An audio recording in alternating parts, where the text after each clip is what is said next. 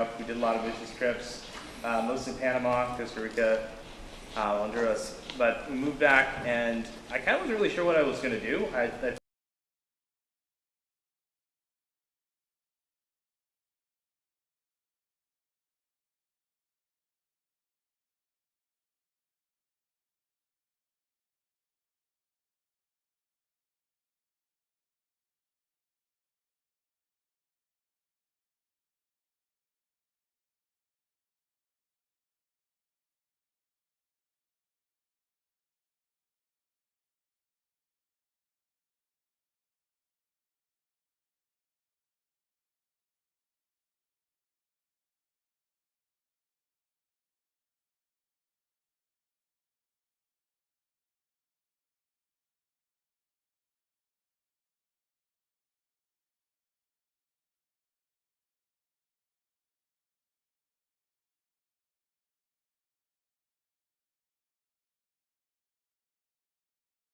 The crucial crucial case when the government tried to snub his nose at the role of the Supreme Court. The Supreme Court was not what it was.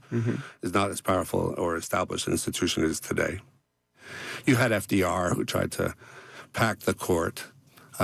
It's not new that presidents bristle at judicial oversight. I mean, Clinton passed some of the most egregious court-stripping measures. For example? Where he basically tried to get the courts out of the business of looking at prisoners' rights cases or immigrants' rights cases. And that had to be litigated. And you had to check the Clinton effort to say, hey, I'm not... But I can just hear the listener's mind saying, okay, that was Bill Clinton, and that was bad enough. This is a person, an executive, a politician,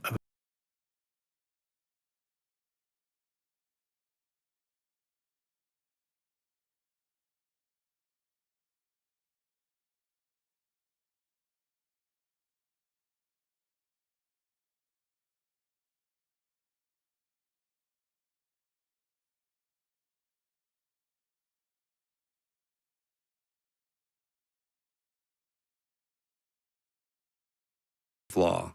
There's got to be a moment when people are saying, can you countenance this? I mean, President Biden had a number of instances where he also bristled at judicial oversight and judicial review. I mean, he hated the effort to shut down the student loan program. It was one of his signature programs. Never got it through because the courts got in his way. But it's really quite another matter when there's a final order of the highest court of the land and the president just says, doesn't bother me. Don't have to heed you or hear you. That is a moment when I think we'll be able to harvest the opinions of people and get people engaged in a very different way. And it won't matter the content. It will matter whether or not we will allow an executive branch to assume such extreme power. Haven't the courts, though, changed in recent years? I mean, Donald Trump had a healthy long time to install a lot of 28% of the federal judges are Trump appointees. And have you sensed that difference in your cases? Sure. And they're on the bench, and sometimes they watch his back, and sometimes they rule in ways that are kind of head-scratching in terms of how far they will go to protect the person who put them on the bench. Also true, 65% of the judges have been appointed by Obama and Biden. So there's a larger number of them. That will change as they start to move judicial appointments. I mean, what's in front of us, let's talk a little bit about what else might be in front of us, right? Yep. That's not just the onslaught of the executive orders. Now, this is where I'm going to curl or uncurl your listeners' hair, depending on their hair, right? I have no hair. But, for instance, we have yet not seen the mass deportations that I think are on the horizon.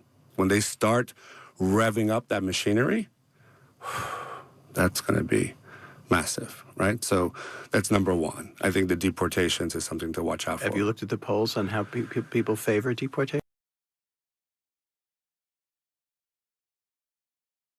Fellow workers or the local shoe shop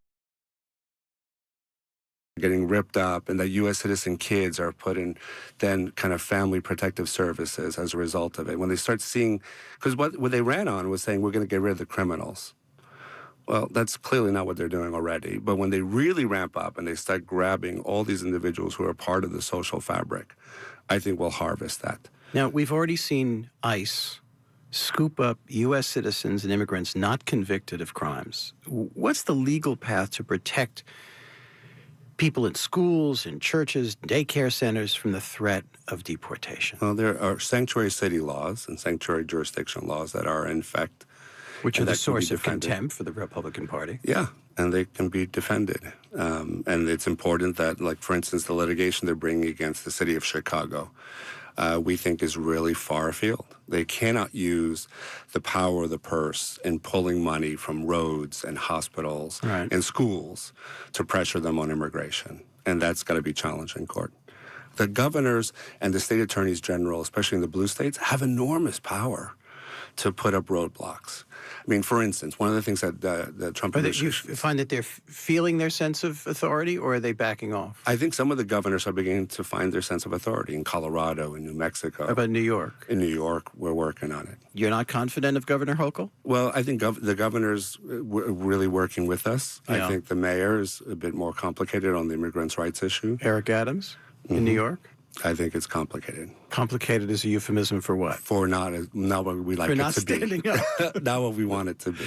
You talk about a firewall of freedom using state and local laws to protect people from federal actions that might violate their rights. So what legal protections need support? I think on immigrants in particular, I think the governors have enormous power and latitude. They can't obstruct federal immigration enforcement, but they don't have to collude. Mm-hmm. There are shield laws that I think the governors can also enact for trans kids, for trans individuals. So like you saw Letitia James in New York.